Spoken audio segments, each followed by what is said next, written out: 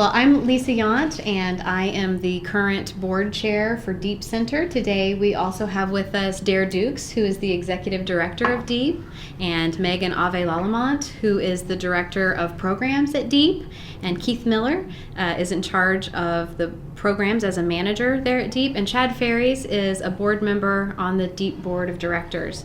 And I just want to thank you all for being here today to discuss the tremendous work that Deep's been doing for our community. Deep was started in 2008 by co-founders Catherine Killingsworth and Hartford Gongaware to address the detrimental effects of poverty on literacy in our city. And just to put that a bit in perspective, let me mention that in Savannah, Georgia, a quarter of public middle school students fail to meet the state's minimum writing proficiency standards. Also, 1/3 of these students don't graduate from high school on time, or often it's the case not at all. And so it's not real hard to see that if young people aren't given the tools adequately to express themselves clearly, their stories are lost and their potential is underdeveloped. And so, Dare, could you speak a little bit about the core values of the organization that guide Deep's mission? Yeah, Deep meets young people where they are. We try to connect with them in a place where they're able to reaffirm the joy of play with language. We set aside grammar and talk about spelling in the beginning and just try to meet them at their joy. We also have a youth-centered approach, so that means, in very practical terms, we tell them that their stories are enough and encourage them to use their stories as their primary text. We allow them to write in any genre they want to. We don't censor any of their content. All we ask is that they, as artists and as storytellers, that they know why they're making the choices that they're making.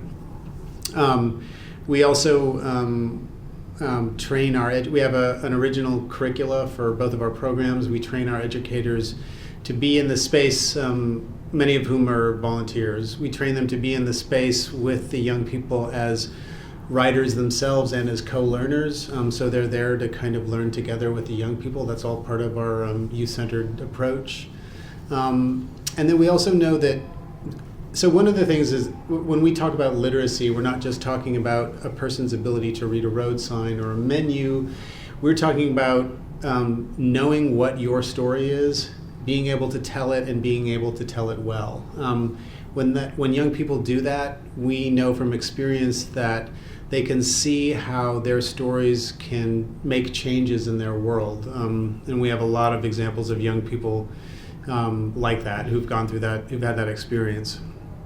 Oh, that's great. And I know often the question about the organization's name comes up.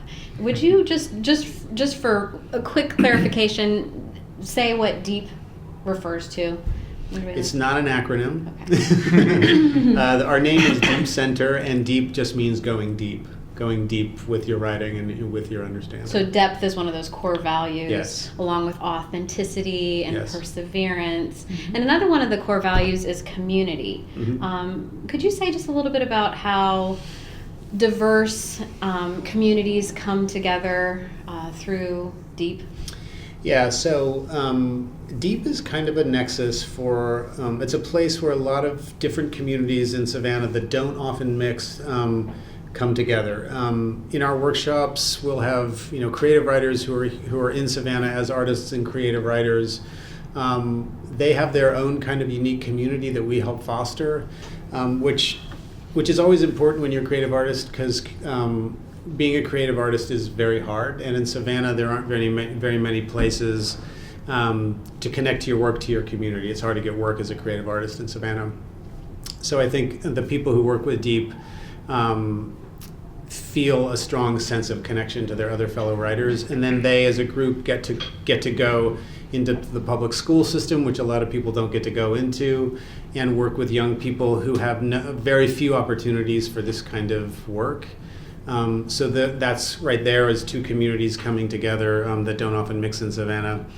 And then Deep Speaks, which is our end of semester reading and book launch, which happens for our Young Author Project, in a downtown theater in Savannah, about 550 people come together from all over the county and hear the stories of young people from all over the county. So that means you have kids on the south side who literally have never been downtown before. It's not uncommon.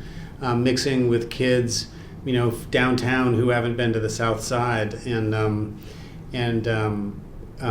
you have family members, teachers, and invested community members, and then you have young people telling their stories and telling perspectives that it's very rare in Savannah or in many places to hear young people talking, giving their firsthand experience about stories that are important to them.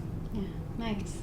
Now, the method to get the students, the youth, the writers to where they need to be also includes fun, right? Right. That's part of our core value. Yes, set. one of our favorites. And courage, right? So Yes. I was hoping, Megan, as the director of programs, you could talk a little bit about DEEP's programs and the impact that they have on Savannah's youth and how they help shape these young people into the fearless writers that they are. Yeah.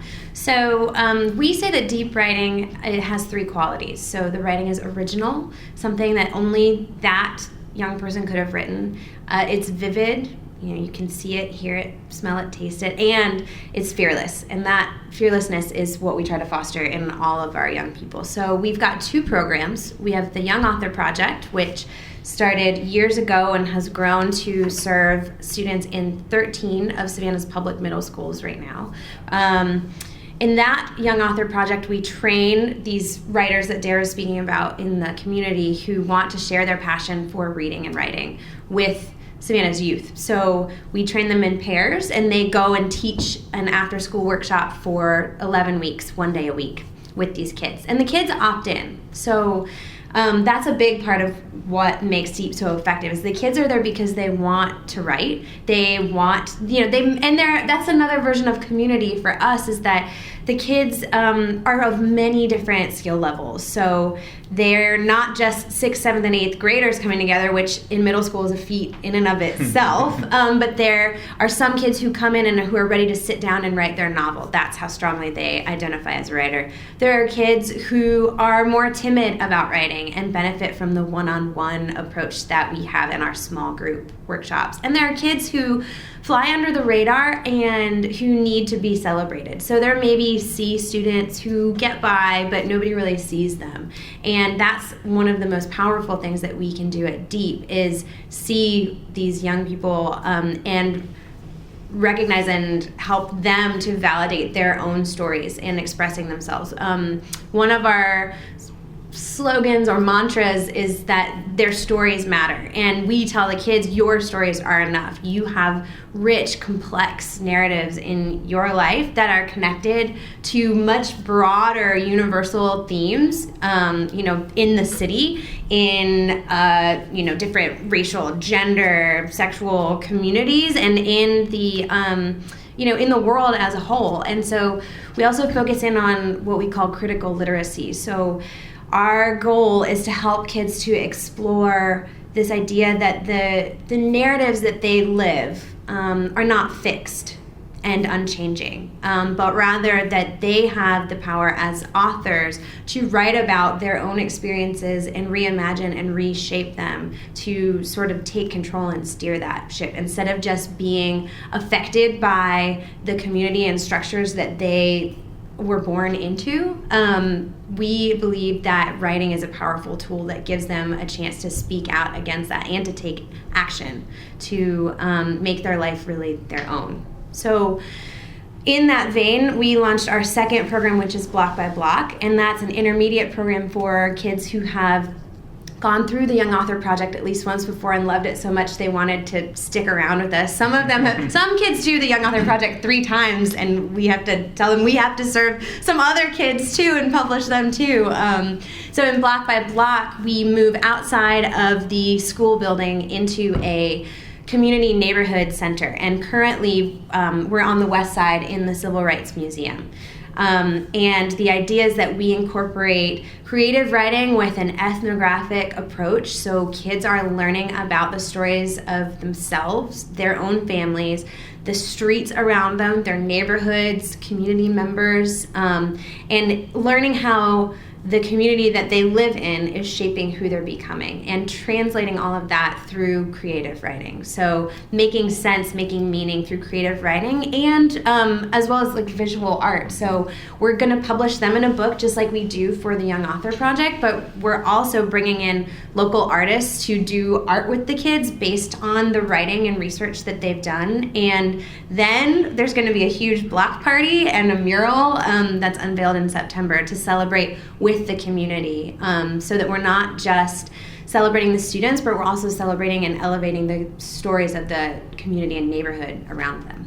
So while both programs help develop Savannah's youth into writers, the Young Authors Project is located in the schools. It's once a week. It's a shorter period of time that runs semester by semester, but block by block is a couple of times a week, and it even goes through the summer. Yes, right? So block by block is a more extended, it's it's a deeper version of what we do. So they meet twice a week for a longer period of time, and then they go into the summer as well. So we often have kids who say, like, I don't want to leave the Young Author Project. And we have kids in Block by Block who, even if we sit with them for 2 hours, 2 days a week, they say, I'm not ready to leave. So, So how does one become a Deep kid? If I was hearing about Deep, or I had a friend who had participated, or I was a parent that became aware of Deep, how do I get my child involved, or how do I become involved as a kid? Yeah, so there's a couple routes that you could go.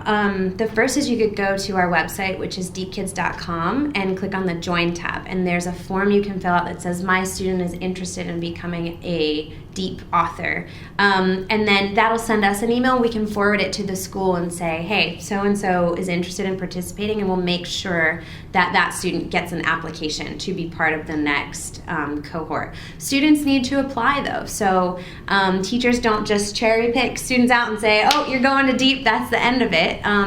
There's a process where English language arts teachers or other support people in the school say that, we're accepting applications to be in Deep. It happens in the fall, before mid-September, and then it happens again after winter break.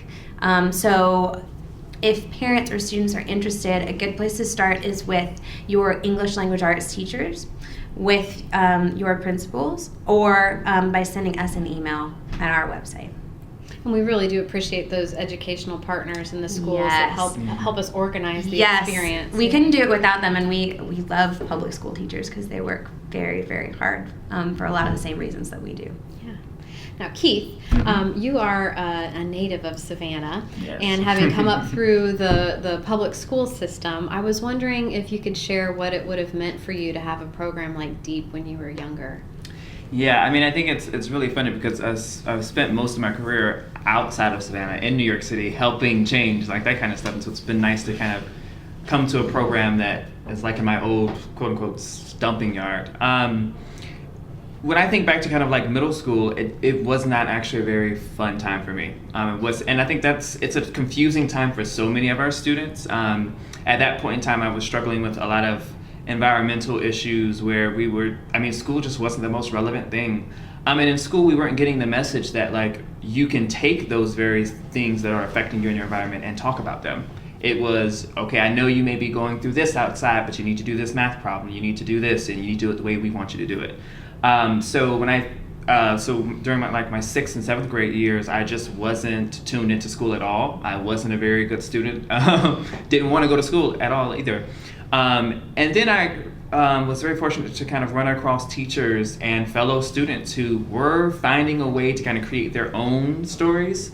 And it took me I was a bit of a late bloomer to kind of get access to that. But one of the things that I really love the most about Deep is that just the ability of seeing people who are writing, telling their own stories and letting you know that your story is important. Like, what you're living is not you're not living it by yourself. And that even if you feel like you're living it by yourself, that's all the more reason to write about it so that more people who are experiencing it can kind of get a sense of hope. So I did not identify as a writer until like high school, where we were forced to write a poetry notebook. And I was like, okay, I can put a few words together and they sound pretty cool. But one thing I like about also when we're in the schools is that we're not just saying, oh, you should write, you should be a writer. We're actually empowering students to say, okay, whatever story you feel is important, we want you to write about it. If it is about what happened to you this morning before school and why you're in a bad mood, write about it. If it's about how you felt when a teacher said this and this happened, okay, write about it. If it's about you just watched Twilight or you're like really into vampires and that kind of stuff, write about it, but push yourself to go deeper. And so like you're able to kind of see, even from the middle school perspective, you're seeing your fellow peers write these powerful stories, and then you're doing it together in a space where the school says, you know what? We think writing is important. That's why we brought these people in here. And then you're looking at the writing fellows. They're not your run-of-the-mill, like every average person, although every person probably has a powerful story too, but they're not your teachers. They are people who are coming in and they're creative writers in their own right. So when they're saying like, hey, here's a little bit about this particular story, we're reviewing text with them, which is kind of like the academic component.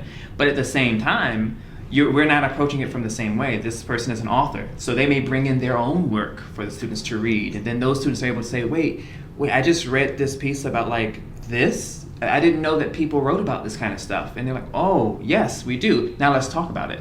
So the students are able to, for the first time, I think, in some students' lives, be able to see that when we're talking about school is one thing, but also writing is that thorough line that connects everything.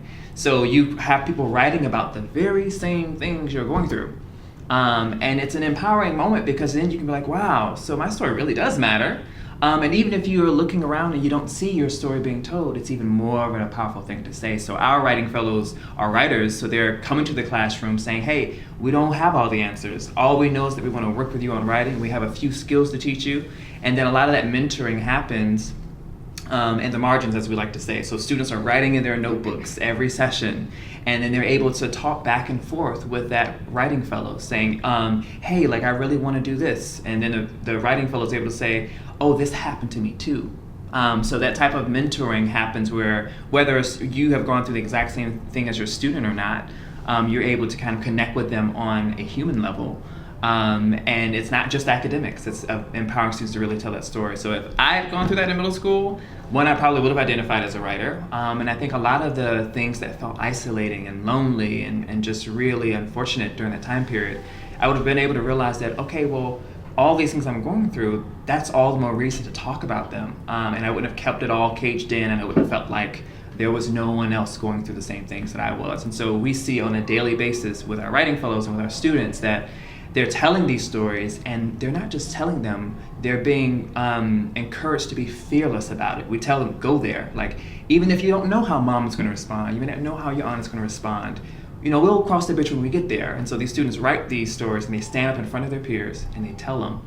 And then their peers get teary-eyed, and then next minute there's like, wow, that happened to me too. And this all happens in the classroom. Mm-hmm. And then they get the stage where they're able to actually tell this in front of hundreds and hundreds of people, and the community stands behind them to do that. So I think we believe at the end of the day that it starts like in the classroom, we're able to do these cool things, but the impact that the students are able to get in telling their stories, it continues on after the session's over too.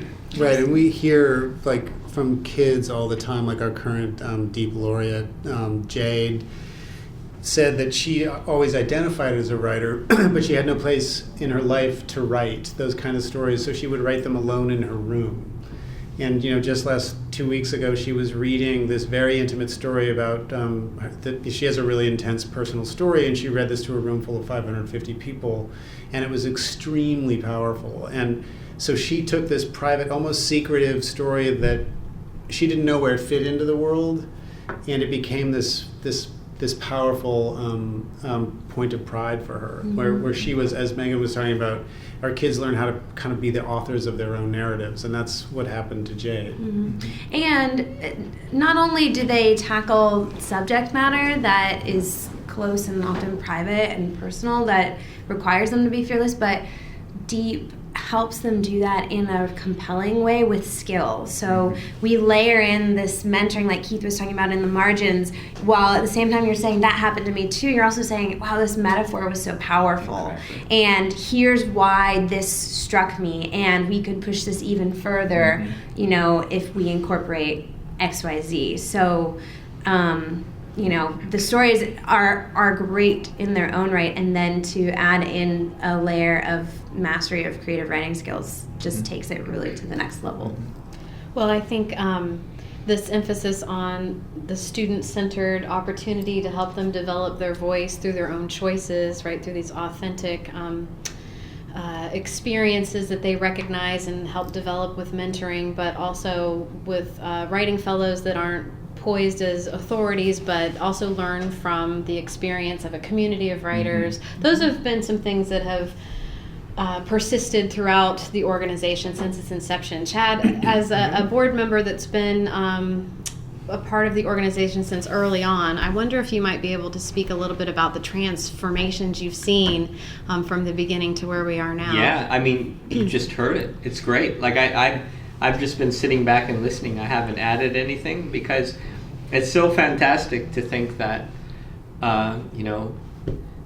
Catherine and Hartford, that you mentioned earlier, the two founders, you know, approached me, and we sat on my front porch like 7 years ago, and they brought this idea to me.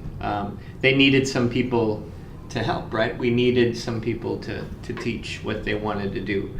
And they knew I was at Savannah State, and they knew that I was teaching creative writing, and they knew I had access to a bunch of potential students who were already interested in creative writing and had some skills and could facilitate those skills to someone else. And we had no money. You know, I said, well, you know, I just got an email for this collaborative grant with Armstrong University for $2,500. You know, maybe we could put something together and we could use that to purchase some of the textbooks and provide some gas money to these students so they can get to where they needed to go, right? And now you just heard what's happened, right? So you this is where we've gone in, what, 6 years, 7 years? I haven't done the math. 8.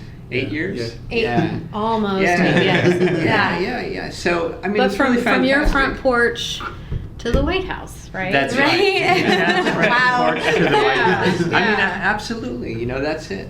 And, you know, for me, one of the reasons why I wanted to get involved, similar to what Keith was talking about, you know, I'm a creative writing professor now, and so I sort of, personally, I made it, so to speak. But, you know, it was not an easy journey at all. And so now, as someone who is an educator and who's been fortunate enough to make things happen, you know, I think about the things that I would have liked to have had when I was growing up that would have made things a lot easier, you know.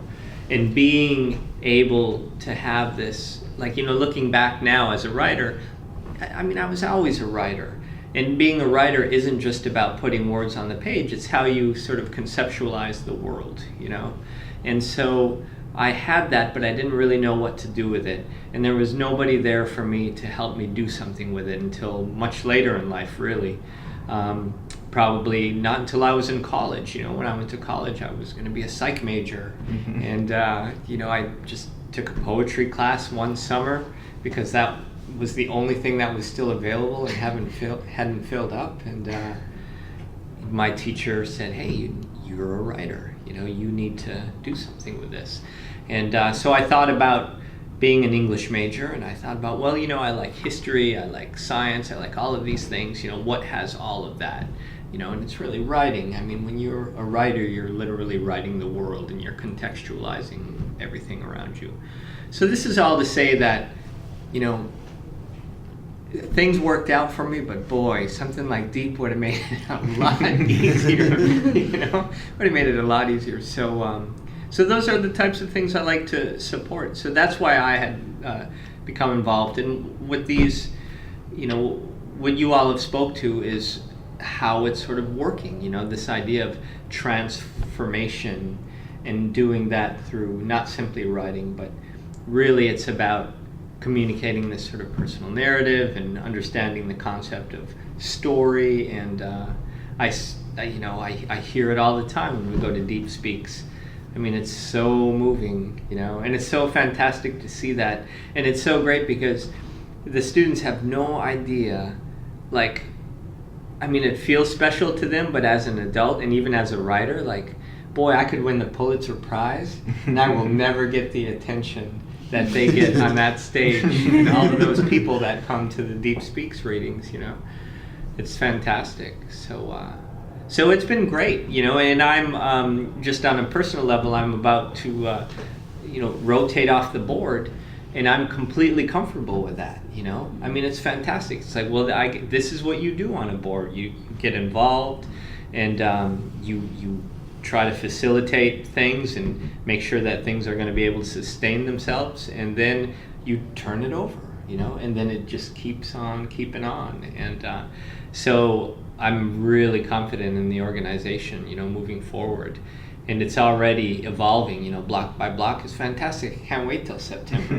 And now incorporating this other narrative, which is this visual narrative, right? Creating art and storytelling in that way.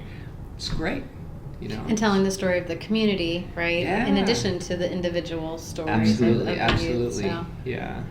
So Savannah State, from early on, has always had that connection. Well, I mean, here we're on WHCJ Savannah, right? So it's great. There's still this connection, but I wanted to just briefly mention too, and I think toward the end you talked about the impact that it has on us, right? Mm-hmm. So, this isn't just, it is primarily about these students, but there's these other transformations that happen.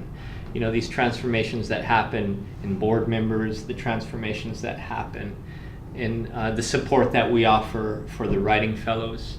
I've done some things where we've gone off together and we've workshopped, the writing fellows' work and been able to facilitate their writing and stuff like that. And so there's all kinds of things. And I'm sure we haven't even talked about the parents, Think about what this does to the parents. So to see their child do these things and be able to communicate these things to them, be able to communicate, how they feel. Mm-hmm. It's huge. I mean, yeah. I'm so glad you brought that up. Yeah. Yeah, I mean, the audiences have usually about a third to half of them are family members and siblings, and for them to see those young people take the stage, and half the time they're telling the stories of their families, so it's really important and powerful. Yeah. Well, and I referred to it. I said from Chad's porch to the White House, but maybe we should fill in some details around that. We all have been living the excitement of that recently, but maybe for our listeners who are new to our organization, maybe we could talk a little bit about some of our recent awards and accolades. So last year, DEEP was awarded the highest honor in the land for creative arts youth programming. The First Lady, Michelle Obama, invited DEEP and one of our young authors, Andre, to come to the White House and receive the honor, along with 10 other organizations from across the country who do similar work. And as a double honor, the only young person from all of those awardees to stand up and tell his story at the White House was a DEEP young author, Andre. And he went through the same process, drafting his speech in a way more intense way that a young person goes through in one of our workshops when they're writing a story. And then he got up in the East Wing of the White House with Michelle Obama present and his dad present, and the nation's arts leaders present, and several politicians, and told his story on how writing a poem changed his life. So we were all really proud. Yeah. Yeah. Well, that just really speaks to this idea that's so dear to our organization, which is stories are these cultural assets, right? That's so important to our identity, to our possibility, to who we can be as individuals and as a community. And so I'm just so proud to be a part of this organization. I really want to thank each one of you personally for all of your hard work and your dedication and your passion to our DEEP kids. And I'd also just like to publicly thank everybody that's been a part, past and present, our writing fellows, our educational fellows, our DEEP kids, their parents, our board members, of course our funders. We couldn't be anywhere without that kind of monetary support, and all the volunteer support as well. And it's just really So fantastic to be part of this group where together we can create a place where our young people thrive as students, as community members, as artists, and we can help to make our community one that hears and values and responds to their voices. So thank you so much for your time today. Thank Thank you. you. Thanks.